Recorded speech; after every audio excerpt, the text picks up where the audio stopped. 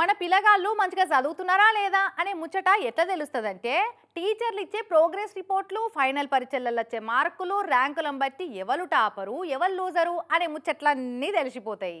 మరి మనం ఓట్లేసి గెలిపించుకున్న లీడర్ల పనితనం మంచుకున్నదా లేదా అనేది ఎట్లా తెలుస్తుంది?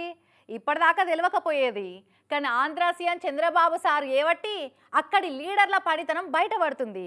మొన్న 15 రోజుల కిందట మంత్రులకు ర్యాంకులు ఇచ్చి వాళ్ళ పనితనం ఎట్లుందో బయట పెట్టే కదా. ఇక ఇప్పుడు కూటమి పార్టీ ఎమ్మెల్యేల వంతొచ్చింది.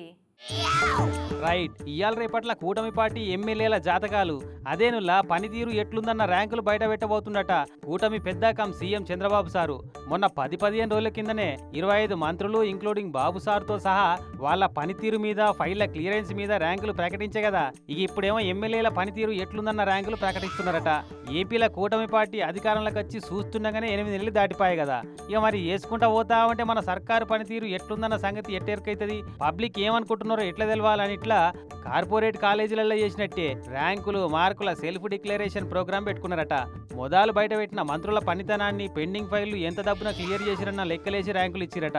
మరి ఎమ్మెల్యేల ర్యాంకులను ఎట్లా డిసైడ్ చేస్తున్నారంటే జనాలకు ఇంటర్ వాయిస్ రెస్పాన్స్ సిస్టమ్ గదే IVRS ఫోన్ కాల్స్ చేసి మీ నియోజకవర్గ ఎమ్మెల్యే పనితీరు ఎట్లుంది, మంచిగుందంటే 1 ఒత్తుండ్రి, మంచిగా లేదంటే 2 ఒత్తుండ్రి, పర్వాలేదు అనుకుంటే 3 నొక్కండి, ఈయన అసలే పనికిరాడు అనుకుంటే 4 ఒత్తుండ్రి అని ఇటువంటి ప్రశ్నలకు జవాబులు రాబట్టి వచ్చిన డాటాతోని ర్యాంకులు డిసైడ్ చేస్తున్నారట.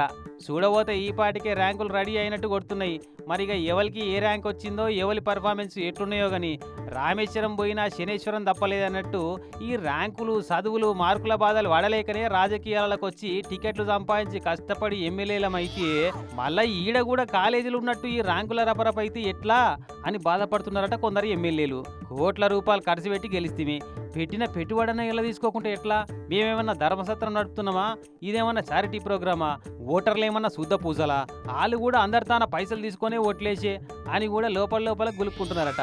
టాప్ ర్యాంకులు వస్తే సంతోషమే కానీ రాకపోతే మా కథ ఏంది?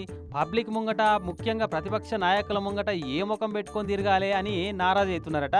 నారావారు చేపట్టిన ఈ ర్యాంకుల పర్ఫార్మెన్స్ల ప్రోగ్రాం ముచ్చటిని రంది పెట్టుకున్న కొందరు కూటమి ఎమ్మెల్యేలు.